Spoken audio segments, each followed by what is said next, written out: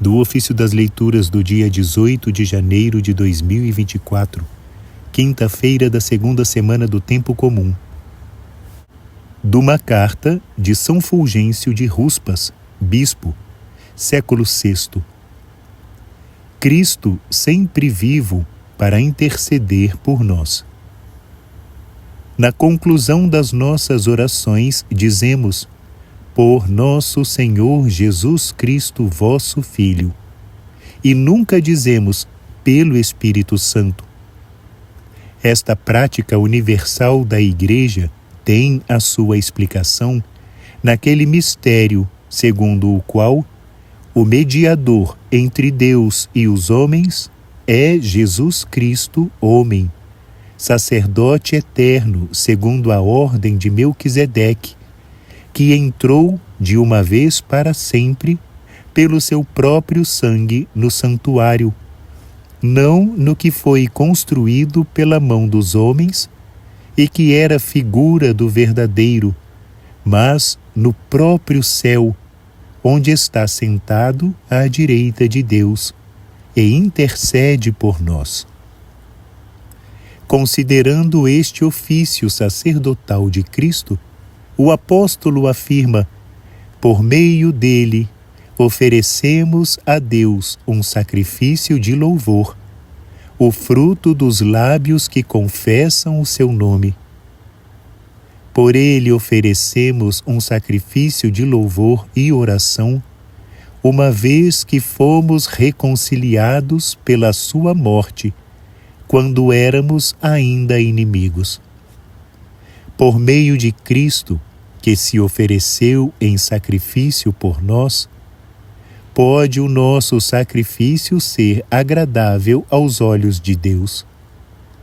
Por isso nos exorta São Pedro: como pedras vivas, entrai na construção deste templo espiritual, para constituirdes um sacerdócio santo, destinado a oferecer sacrifícios espirituais, que serão agradáveis a Deus por Jesus Cristo.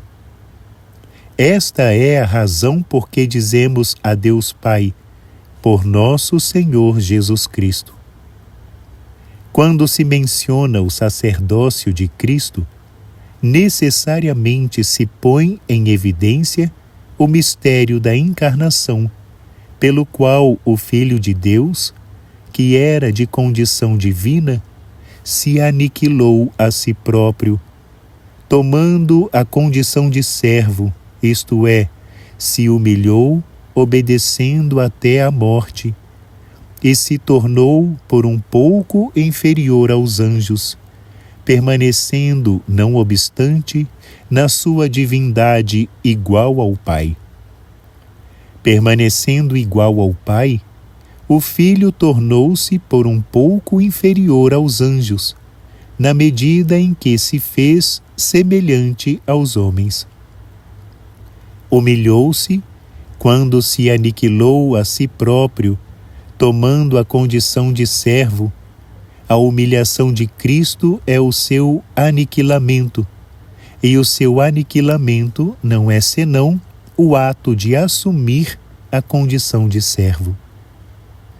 Portanto, Cristo, permanecendo na sua condição divina, é o unigênito de Deus, a quem oferecemos como ao Pai os sacrifícios, e tomando a condição de servo, tornou-se sacerdote para que, por meio dele, possamos oferecer um sacrifício vivo, santo, agradável a Deus.